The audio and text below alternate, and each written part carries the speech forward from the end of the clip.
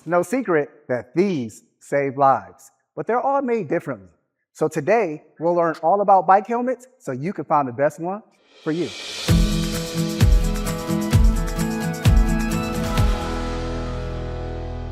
So the main reason we're going to be talking about helmets is to make sure that we don't end up like this guy.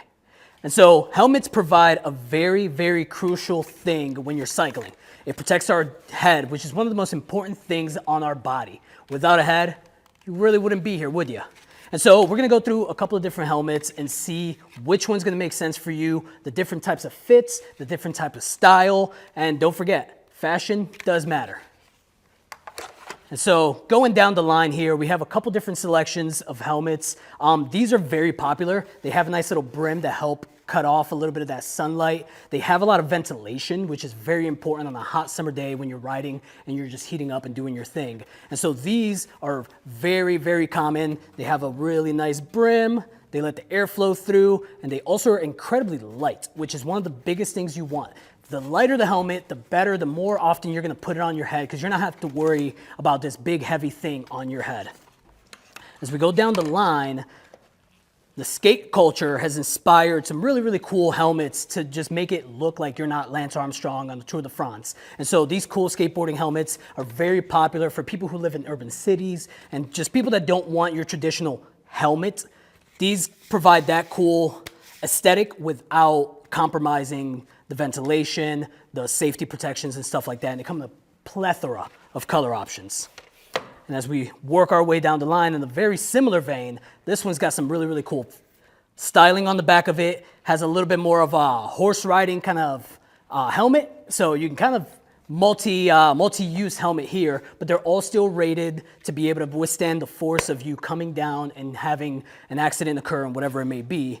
You just get to look fashionable while you're out there doing your thing.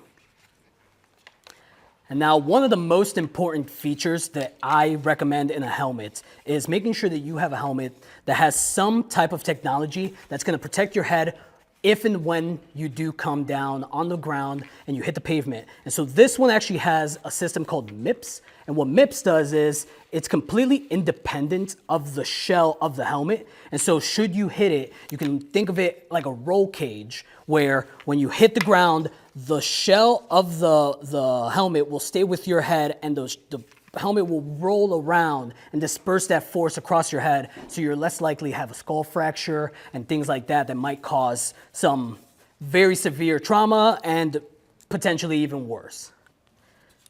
And lastly, e-bikes are all the rage right now. And the biggest thing that a lot of people are missing is that if you fall on an e-bike, you're often going at minimum 20 miles an hour. We all enjoy going fast.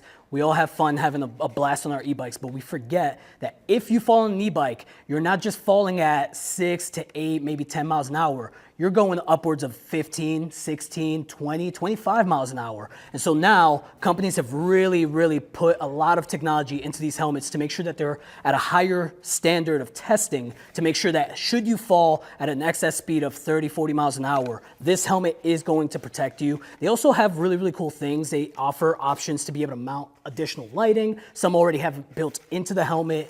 And just having that kind of protection is gonna go a long way. So should you have an accident out on the road, you're not gonna be worried about, is my head gonna be protected going that fast?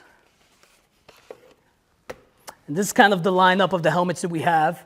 And there's plenty to choose from, different colors, different stylings. And really it's just a matter of making sure that you go to your local bike shop and you stop in and make sure you're fitted for a helmet. The biggest thing that I see a lot of people do is that they'll just put on whatever fits on their head and they just go out there and don't make sure that it doesn't move. And if a helmet moves on your head, should you come down on the ground and hit, it's not gonna protect you. It's gonna shift out of the way and you wanna make sure that that is secure on there so if you hit the side of your head, the front of your head, whatever it may be, you're protected. Now that you've selected a helmet, we want to go over a couple key features. So you want to make sure that you have it level with your brow and that your buckle is clasped. You also want to make sure that you have about 2 fingers in between your chin and your strap and that it comes down into a Y over by your earlobe. If you need to, you can cinch it down with the ratchet on the back and make sure it's secure so that it doesn't wiggle around when you move your head. 50 to 60% of serious head injuries can be prevented by just wearing a helmet. That's why we're talking about helmets today. So, ride safe, ride smart, and I'll see you on the road. Remember, always wear your helmet. You don't want to end up like this guy. And make sure you follow Bright Cleveland on all social medias. And never forget to roam, discover, and love the land.